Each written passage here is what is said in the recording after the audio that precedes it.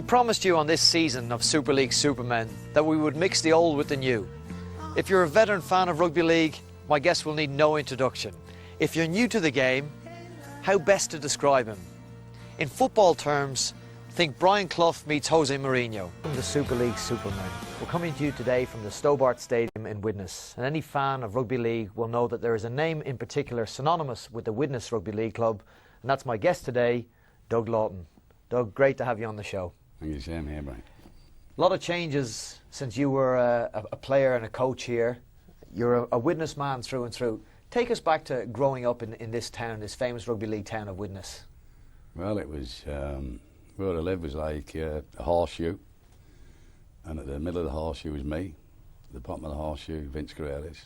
You spit over in back garden, it landed in Frank Miley's backyard. Some quality players. In an area there, you had three. But like, there was not a lot of facilities, like, and you did play at school. They did play the rugby league in schools in them days. But basically, like, when you've got somebody like Vince Guerreras walking up the avenue, and you're a 9-year-old kid, I used to match strides, you know, saying, I'm going to be like you, Vinny, one day, you know. And he was always a gentleman about it, which, you know, I've always found that most of the great players have the time for kids.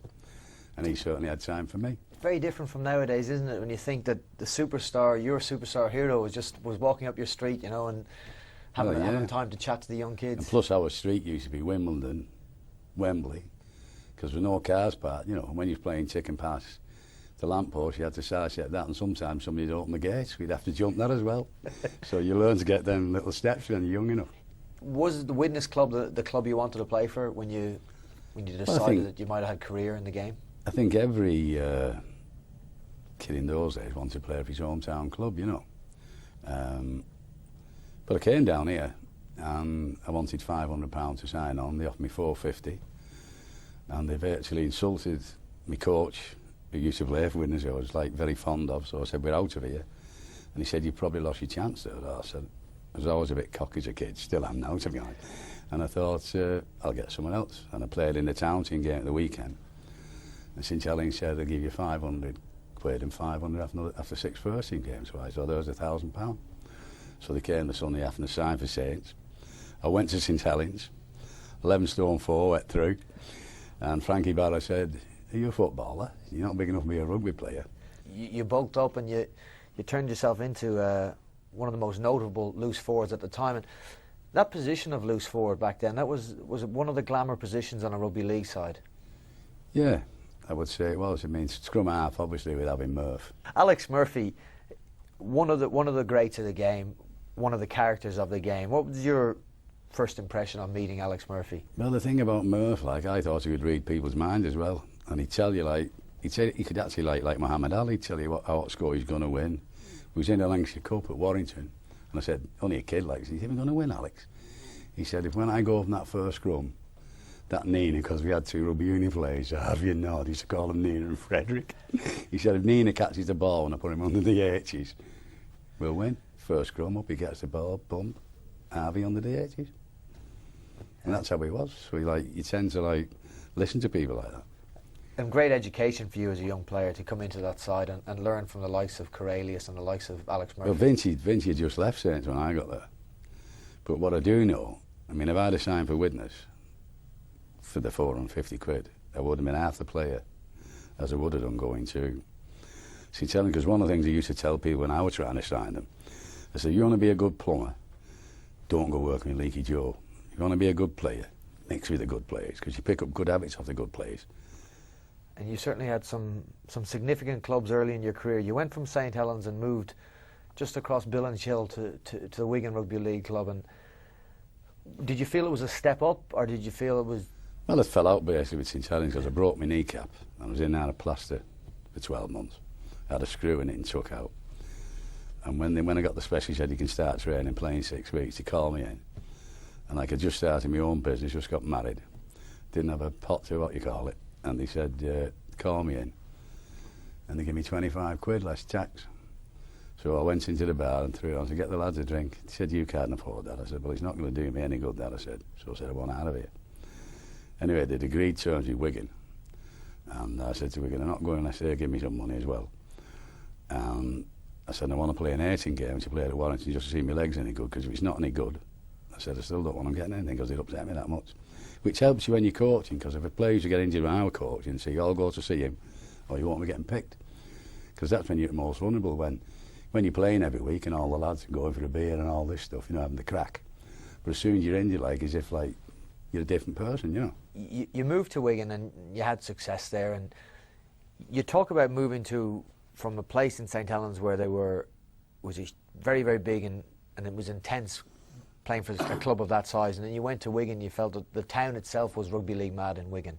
Oh, it's little New York, wasn't it, Wigan? And plus, I learnt a lot of Eddie Ashton. He was the one who taught me about the golden rule. He said, get in, come in my office. Like, I went in and I said, what's to do? He said, I thought you was one of the most intelligent young players I've seen. He said, you don't even know the golden rule. I said, I don't. He said, if somebody breaks down one side, you get in there and get it the other side. And if we don't get in then, get it back the other side. And when you think about it, if somebody breaks, everybody runs to chase them. So your best thing is get it back the other side. He said, and get the people out who want to drive it in. Because I'd have took a drive in, I think the game before must have gone for the glory, you know. And that never changes, does it, in rugby league? Same rules apply. It doesn't change in rugby union, and they have a big fat prop who decides to settle the game up for them. You know, have a ruck. Have a ruck. We'll talk a bit more about rugby union later, because you had a heavy involvement in it. You decided to leave Wigan. It's probably best that you tell us a story, because it all revolves around a turkey dinner. Well, I kept saying to Eric Ashton, I said, listen, Eric, because every time we go away to mixed grill, I said, I can't stand mixed grill. I said, why can't I have a bit of chicken or a bit of turkey? It's better for us. He said, there's something on a mixed grill that everybody can eat. Anyway, this day, the waiter's coming round. He says, turkey. I said, oh. So the chairman had turkey. I didn't know this at the time, but I'd ate the turkey. So he said, who's that Marguna? Big fat fella was it as a guy, you know, the money man. And I said, it's Dave Robbie. Dave Robbie played for Great Britain as well. I said, he's at it. And it's not me. I said, well, it's me. So he said, you're on the transfer list. I said, £6,000. I said, I won't play for this club again. Not more than 6.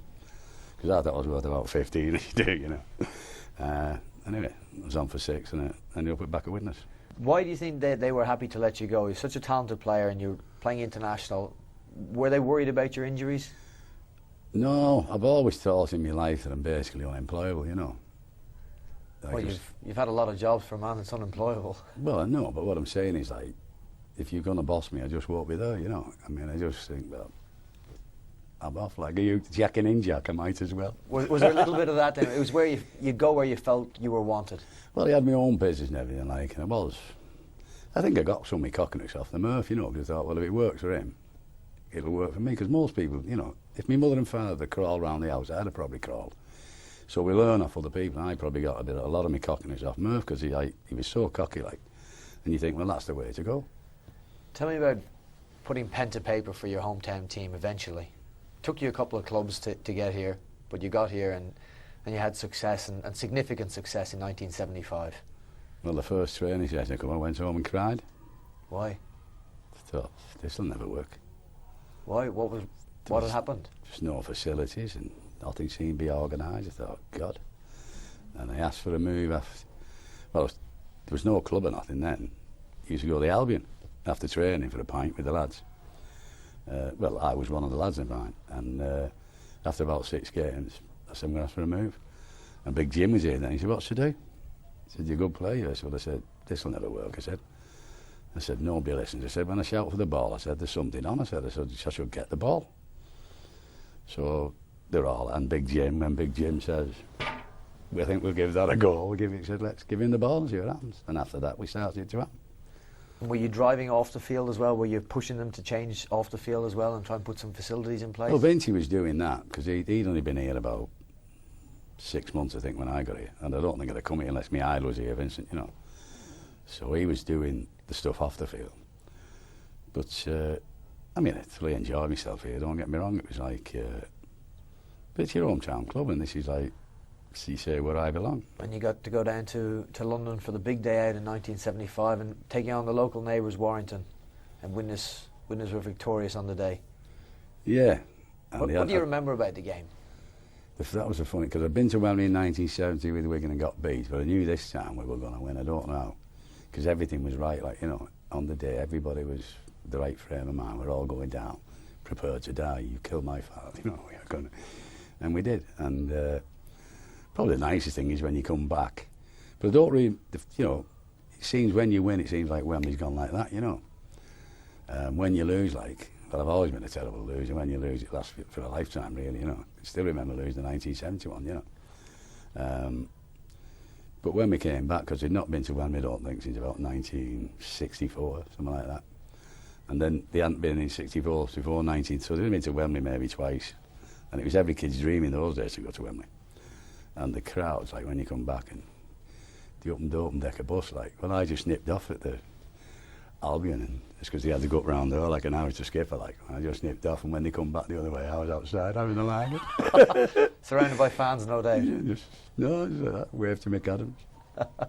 Hi, Mick. You transitioned, Doug, from player to coach, and it's hard to describe to people nowadays. It would be like James Roby winning Man of Steel and in the same year winning Coach of the Year. In 1979, you'd been made Widnes Player Coach the year before, and you go on in 1979, lift 4 trophies and become Man of Steel and Coach of the Year in the same year. Yeah, but like, see, not only was I the boss on the field, I was the boss off.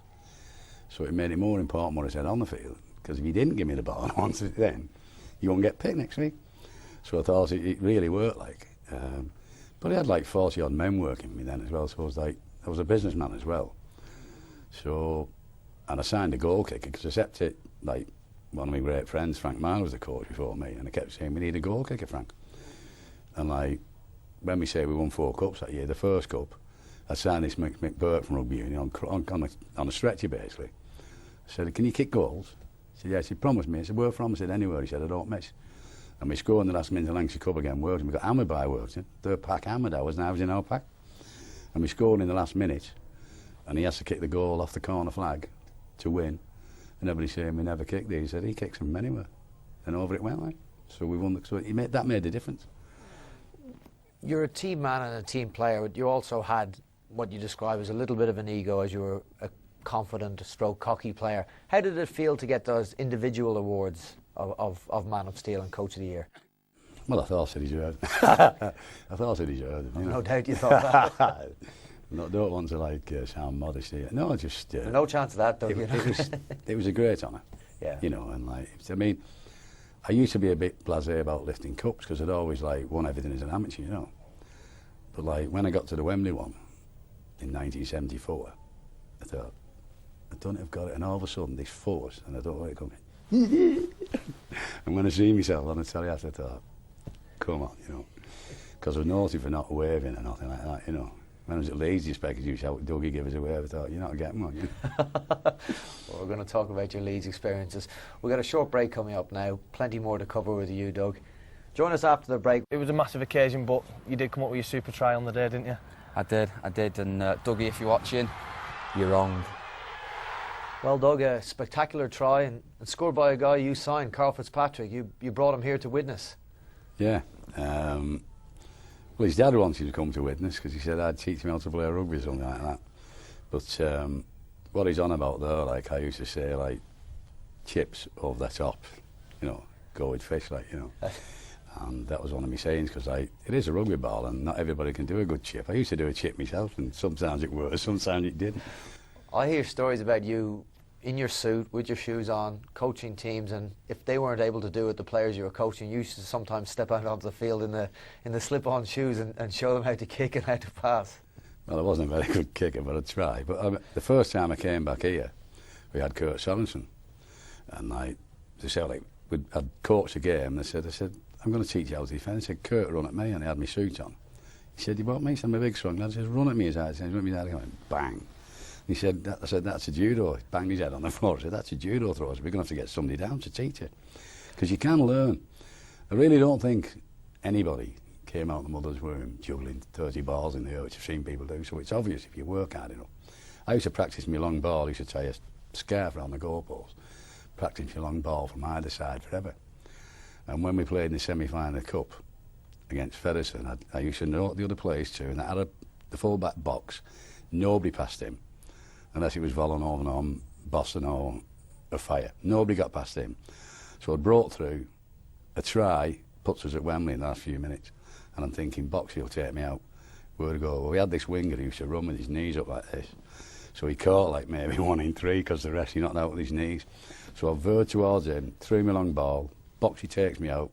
Somebody picks me up and said, a great ball. I said, did he catch the sodding thing? Yeah, I said, then we're going to Wembley.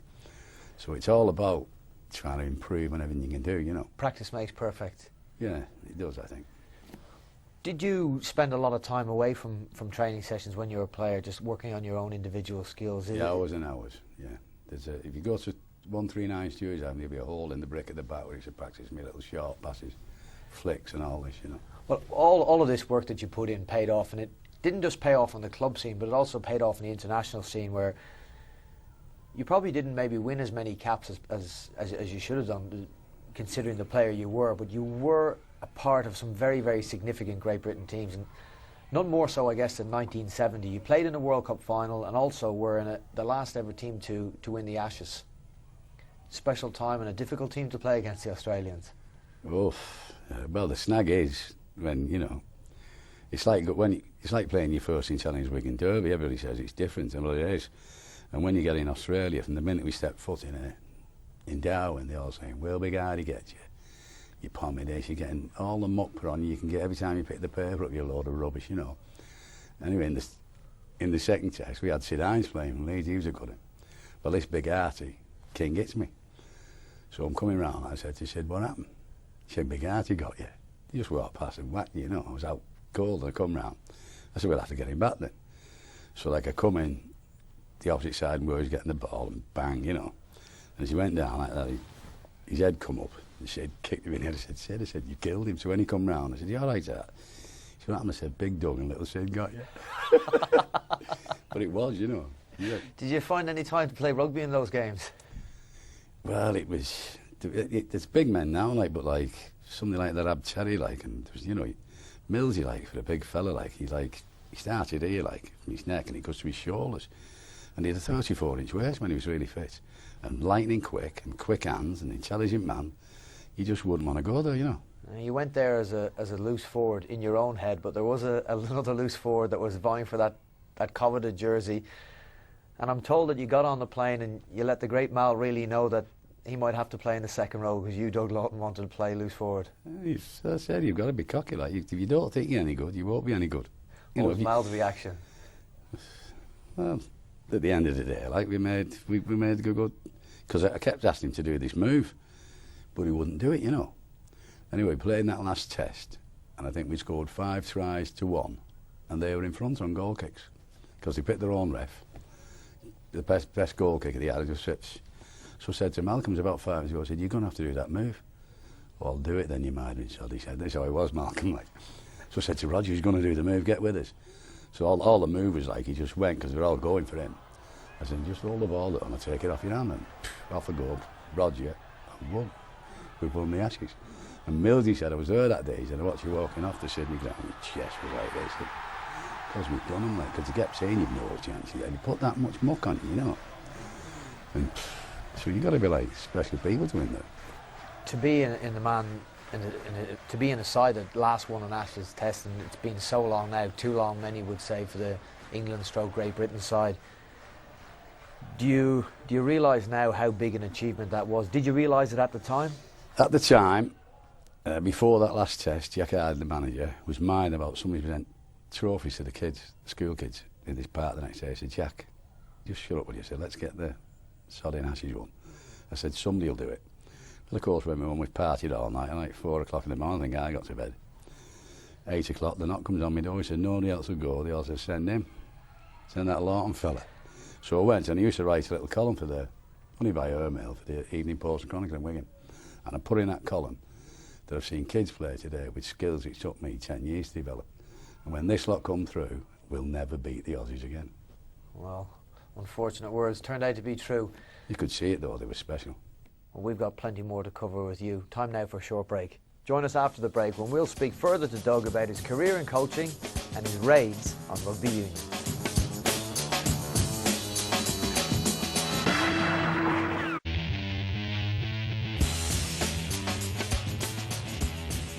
Welcome back to Super League Supermen. I'm very privileged this week to be in the company of rugby league greatness and Doug Laughton. Doug, you had success against the Australians playing for Great Britain. You then decided to sign for a team in Sydney and leave rugby league in England temporarily, and you signed for Canterbury Bankstown. It was an important decision because it meant at the time you would have to give up your international career, as Sydney clubs weren't obliged to release players. Yeah. The problem was I was probably going to be captain at touring side, and I look on that as the greatest mistake of my life. Well, rugby life, should I say. And you know, my brother had kept me scrapbooks from when I was a junior, and as soon as I did that, he said, "I'm not doing any more scrapbooks for you, you so and so," you know. So, and plus, when the lads landed, I thought I should have been with them, you know. It wasn't just you as well. There were some great players. We think about Mike Stevenson, Bill Ashurst. Yeah, well, what you've got Phil to Lowe. understand, everybody's like, my life has never all been about money, but you've got to understand that, like, when I presented Morley the other day at Warrington with his 400 shirt, his 400 came a shirt for that, you know. I'm thinking, like, I probably earned in my rugby, well, you used to get £25 a win and £5 a loss, and that was at Wembley as well. So there was not a great, and like, I probably earned as much for them 5 weeks in Australia as I did playing 5-6 years here. We're going to fast forward to your return to Widnes in the late 80s and the side that you built and became one of the greatest sides in rugby league history and certainly one of the most star-studded. But it was the way you put this team together in particular that I want to talk to you about. You didn't just go and recruit some of the best rugby league players that were available. You thought outside the box and you raided rugby union with some significant captures. Martin Offiah, Jonathan Davis, Alan Tate. Talk to me about the signing of Jonathan Davis, for example. Well, I went down to see him, but I'd watched him captain Wales and he was getting all the blame. And to be quite honest, in them days, the Welsh pack just wasn't good enough to take him on. And he was getting all the blame. I thought, if he's ever going to turn, now's the time to go. So I went down to his little village where he lived, but he had a Widnes sponsored car with Widnes car centre all over it. So I had to hide that round the back of a pub. And I went down a couple of times, and then the last time I went, I took Big Jim with me, because he was vice chairman of the club at the time. And I said to him, when I rubbed my nose, I said, do not speak to him, don't interrupt me because I'm going for the decision. So I said to Jonathan, well, if I can get you that, will you sign? And I'm timing it, so I did about 1 minute, 20 seconds. And he said yes. So I'll have to call a special meeting. And we goes outside, like, and Jim said, you can give him that now, I said. He said I was quiet there for about 10 minutes. He was quiet for 1 minute, 20 seconds, I said.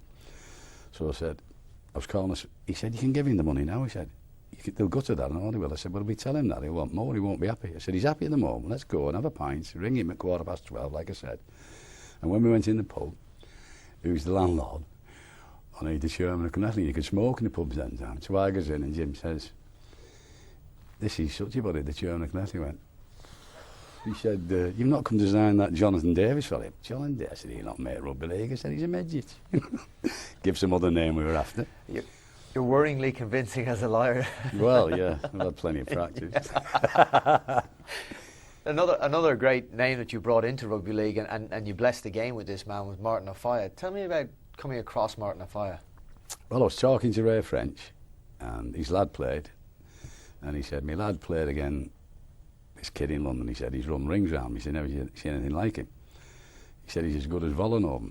And the Saints scout had gone down to watch him and knocked me back, said he was uncoordinated or something. Anyway, he was playing in the Middlesex Sevens, so I thought, I'll have a look. And there was a fella called, he was Prince of Nigeria or whatever, and he was the Nigerian sprint champion, and he broke, and Offiah turned around and caught me. I thought, God, he's quick. So I went down, give it a go. And like, I know Martin won't mind me saying it now, but he signed a 10-year contract for 95 grand. Which was quite a lot of money if he had no money. But it's not a lot of money into like the reams of things today. But we brought it forward once he started getting, once we knew how special he was. But the first game he played on here, somebody broke and he come from the other side and run round 6 of our players to catch him. And my brother said, he's not a bad judge, he said, God, he's quick. I said, oh, he's quick. And when he first came up, I used to put him on the try line, and he always said, sprint to me, and you know I love a winner, come on, want a winner, let's go. And told him how I said, oof, in stronger language than that, they're like, he's quick. He was about 3 or 4 yards up in front of Malt, and 22 to the halfway, he was lightning. You couldn't even check him, he'd check and pass.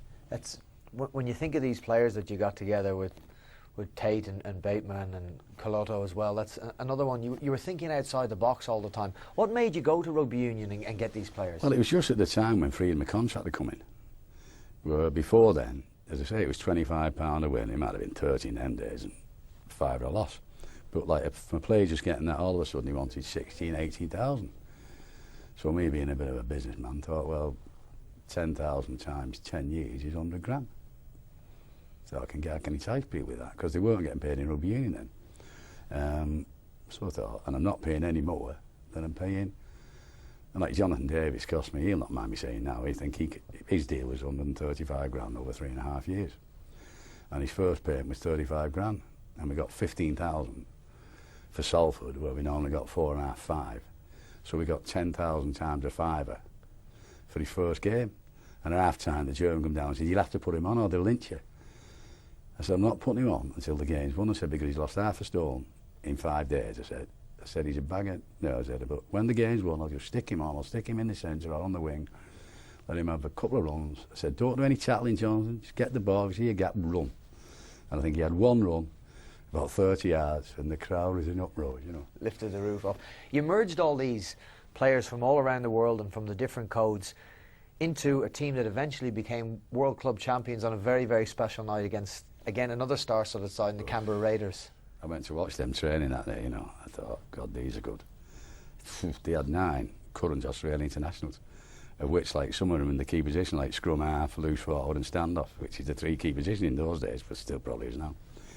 So when I watched them train, I thought, if they get 12, they get 112. And they got 12 in the first 12 minutes.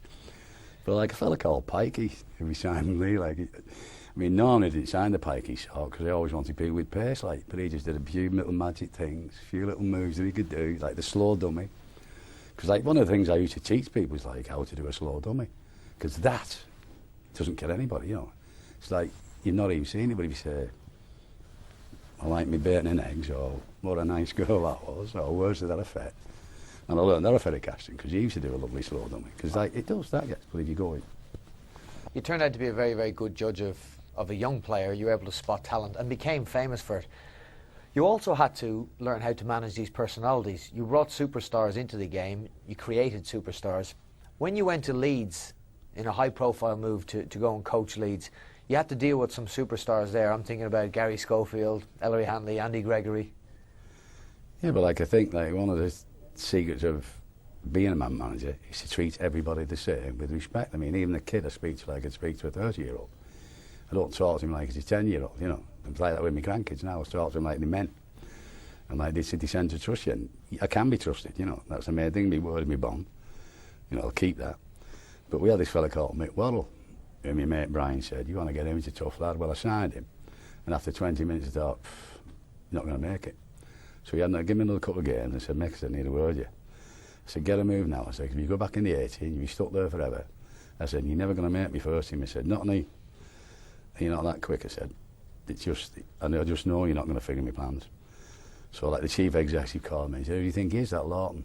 He said, well, he's had a go at Gregory, Hanley and Schofield. He said, I'm not taking him on, he said. He said, no matter of fact, I'm glad he's truthful. He said, I'm off. You had some famous rugby league players at Leeds at the time, and you also went back and used your contacts and your experience in rugby union. And there was 2 high-profile signings that you were very, very close, I think, to pulling off. One was, I mean, both sadly now struggling with illness. One was the famous South African scrum half Joos van der Westhuizen, and the other, the great Jonah Lomu. How close did you come to signing both of those? Well, I'd gone to a meeting with Joos in Dublin about 6 months before. And I wasn't talking a right lot of money. It was 200 grandish over like a number of years. And he'd rang, I was out and he rang the missus and he said, Joos, he wants to come, get it done. But at the time, I don't know whether Leeds were like beginning to think I've lost my magic or whatever, like. But he certainly went on to be a great player. And then they sent me to the World Cup. I think they sent me there to negotiate with Dean Bell round the back to give me my job. That's why I jacked in at Leeds, to be honest. I think that's what had happened. So I thought, if you think I'm that thick, like, you know. Jonah Lomu, I can remember, I think the jersey almost got printed up at one stage with Lomu on the back of it. Well, it was, but then what happened, you lot did that, you Sky, the money came in from Sky. So I just said, I might as well get out of here. So then I went from there to New Zealand. And if you remember, New Zealand lost that World Cup. And I learned another lesson then. I'm driving down. That's the '95 World Cup. Yeah. And I guess the performances alone made the whole game go professional, really. Yeah, but then I'm driving down the street in Auckland. And I thought, what can use that? This sign said, can you explain what coming second means? And in all the papers, the All Blacks didn't dare go back to New Zealand because they'd lost. And I thought, that's how it should be. I can't stand. I had one player, like, we got to beat, a fire scored 10 tries at Wigan. And he put me stuff in the office at Leeds, and he's going around the cricket pitch. Raindrops keep falling on me, I've forgotten my cousin. Office 9 o'clock tomorrow. He said, you don't care about losing, you. I said, I want you out of here. Because I sulk. If I lose the last game of the season, I can't wait to get the next game in the next season to which start winning again. I hate losing. Well, you certainly had plenty of success. You were an innovator in the way you recruited players. You thought outside the box and you brought in rugby union players. You're also very, very conscious of using the media. Now, it's interesting that we're here at the Stobart Stadium and there's a third generation or fourth generation plastic pitch. But you were involved in the plastic pitch at Widnes that never was all those years ago. Yeah, well, I'd come back, like, and then, like, the place was just dead. And I thought, there's nothing happening, like, there was nothing in the papers about it. I thought, well, whatever I can do. But I had no money. And it's hard to do things in life, in anything, without money. And I thought, all right, so I'm going to get a plastic pitch. So he went down to Luton to look to give credibility to the story. There was no way going to get a plastic pitch. Then the Rugby League come and give their bit in and said, we're telling Winners they can't have a play. So we're in the papers for something about having a bad rugby team, you know. You just like the things, and then people who are here start to. Because when you're in the job I was in, like at Widnes, like it's very. I mean, I would imagine at Widnes now it's very hard to attract a good player, because what makes good players probably a bit better than the average one is they've got a bit up here as well. So they think, I ain't going there and I can go there. They want to go where they know it's going to be successful and probably easier, because you do need. I mean, as good as Alec Murphy was, he couldn't play everybody on his own. He needs players around him, you know. I'm just glad that I was one of them, you know. Lucky man for that. Rugby League continues, and it'll continue long after all of us have ever finished playing. But you can look back or look at Super League now with a degree of satisfaction, because not only were you famous for signing the high-profile players, you also were famous for bringing kids and young players through and giving them a chance. And there's two in particular now that are making, well, are legends, I guess, of current Super League, Kevin Sinfield and Adrian Morley, and you signed both of them as young men. Yeah, well, I signed Morley. He was in my first team at 19, as a matter of fact, but when I signed him, he failed his medical. The doctor said he's not fit to play, so you can't sign him. So the chief executive had me, and he said, I'm going to take a chance. I said, it's only £6,000, I said. And I said to this doctor, I said, can you give another 10, that same problem he's got? Because I could see he had bags of bottle, you know, and he still has to this day. So I took the chance, and of course the doctor resigned because of it, and I got called before the board. But then it's so nice to sit back and think I had a part to play in his career, you know. And Kevin Sinfield, World Club champion captain? Yeah, well, I signed Kevin, but unfortunately I signed him when he was 12, so I left Leeds before he even got there. But you saw something in Kevin? Well, when I went to his house to talk to him and his dad and everything, I thought, see, you go into somebody's house, you might as well get your script right, think, what am I going to do to compete with Wigan and the Warringtons and St Helens of this world? And I thought, well, I bet they all go in there offering a 12-year-old kid money. I thought, when I was 12, money meant to me like a Vince Crazy come to see me, I'd have signed my life away, you know what I mean? So I thought, I'm in there. So I said to his dad, can I just have a few minutes with you? So I said, I'm not going to say anything other than talk football. So I'm saying, like, if I've got the ball in this square, where would you stand? I'm telling him about my slow dummy and my quick dummy, you know, and all this stuff. Back passes. Reggie Bowden used to do one, and all this, the all stand. He always said duck when he did his back pass. Not the policeman off his horse with it, wasn't he? Not the back pass, Reggie. So I spent, and I said, what you should do, I said, you'll get your money if you're good enough. I said, and you should go to visit every club you're going to sign, because you're only a kid. Come up to Leeds, bring your mum and dad, have a meal, meet the lads. But then they don't know, because I am a salesman as well. I said to all lads, a young kid coming here, and he especially said to me, you better all be nice to him. I want to sign him, make a fuss of him. And credit to the lads, they did. Because, like, if you're a good boss, people will do good things for you. Well, you were certainly a good boss, a great player, and a legend coach. Thank you very much for being this week's Super League Superman. Welcome, I thoroughly enjoyed it. Thank you. Join me next week when